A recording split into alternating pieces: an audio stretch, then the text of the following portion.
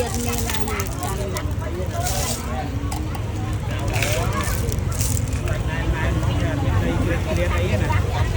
កមកបណ្ណាវិញណា យកមកពីកំពង់ចាម អូខាងកំពង់ចាមវាថាវាគាត់ឆ្ងាញ់លោកតាទូរគូយើង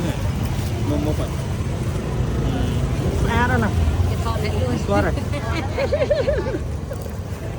អូអត់ ចិត្តឡើងមើលដៃមើលសាច់ទេ សាច់នេះដាក់កាន់អាស៊ីកាន់អាអែមនេះខ្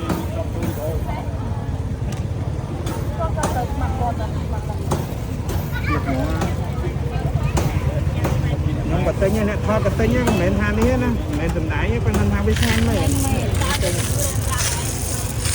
ទិញមែននេះទិញរហូតដល់មកថតទិញកន្លែងគាត់ឆ្ងាញ់ដៅហើយហើយ